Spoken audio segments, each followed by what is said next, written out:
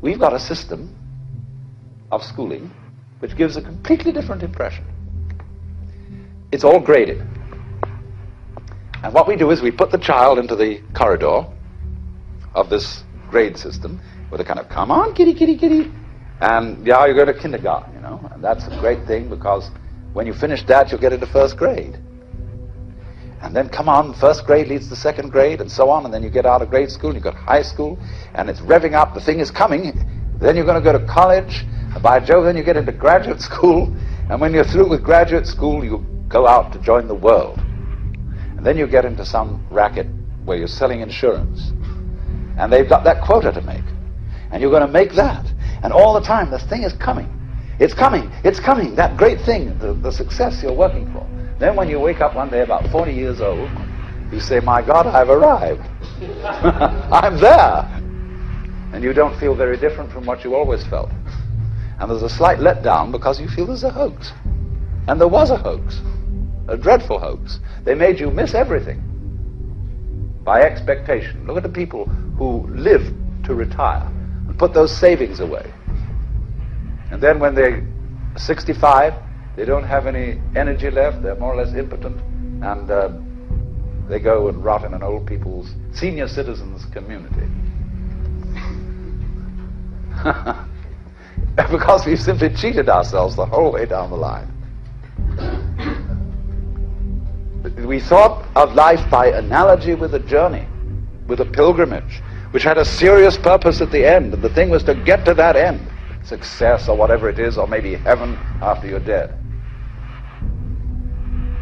But we missed the point the whole way along. It was a musical thing, and you were supposed to sing or to dance while the music was being played. But it's reality. Well, dreams, they feel real while we're in them, right? It's only when we wake up that we realize something was actually strange.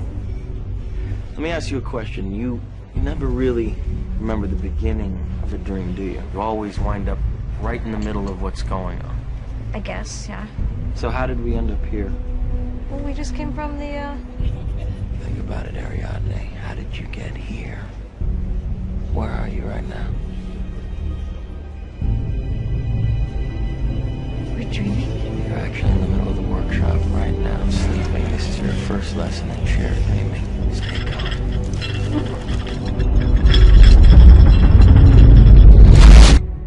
Then we start to see reality in a different way. This is a wonderful quote. You were born an original, don't die a copy. So many people do that. They go through their lives thinking the norm in society is the only possible perception of reality. And because the majority appear to believe it, therefore by definition it must be true. Truth does not change because it is or is not believed by the majority of the people. As Gandhi said, even if you are in a minority of one, the truth is still the truth. Or as this proverb says, the multitude is always wrong.